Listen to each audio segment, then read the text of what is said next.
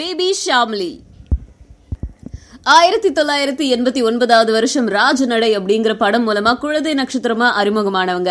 இன்னும் உங்களுக்கு புரியுற மாதிரி சொல்லணும்னா, அஞ்சலி திரைப்படத்துல அஞ்சலி பாப்பாவா வந்தாங்களே, அவங்க தான் ஷாம்லி. ஷாம்லி நடிகை ஷாலினியோடைய தங்கை. அஞ்சலி திரைப்படத்துக்காக பிரத்யேகமா சிறந்த குழந்தை நட்சத்திரத்துக்கான தேசிய விருது இவங்களுக்கு கிடைச்சது.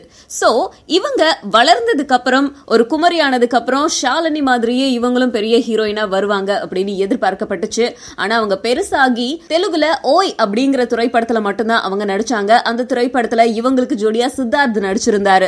பட் அந்த திரைப்படத்தை தொடர்ந்து இவங்க நிறைய திரைப்படங்கள் நடிப்பாங்கன்னு எதிர்பார்க்கப்பட்ட நேரத்துல பெரிய படிப்புக்காக இவங்க வெளிநாட்டுக்கு போயிட்டாங்க. இவங்க படிப்பு முடிச்சு வந்ததுக்கு அப்புறம் நிறைய இயக்குனர்கள் இவங்களை எப்படியாச்சும் படத்துல கமெண்ட் பண்ணிடணும் அப்படின்னு சொல்லிட்டு நிறைய பட வாய்ப்புகளை கொடுத்தாங்க.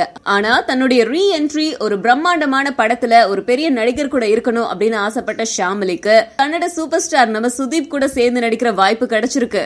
அந்த திரைப்படத்தை KS ரவிக்குமார் தான் இயக்க போறாரு.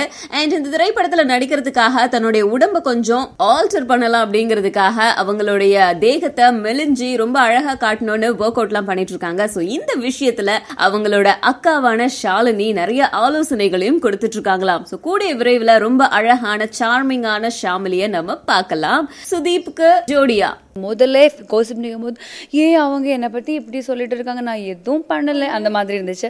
அதுக்கப்புறம் ஓகே இப்போ கோசிப்ஸ் கோசிப் எல்லாம் வராமல் இருக்கு, வை ஐம் நாட் இந்த லைம் லைட் அந்த மாதிரி இருக்கு. ரொம்ப பாசிட்டிவாக எடுத்துகிட்டு இருக்கு. அவங்களுக்கும் வாழணும்ல.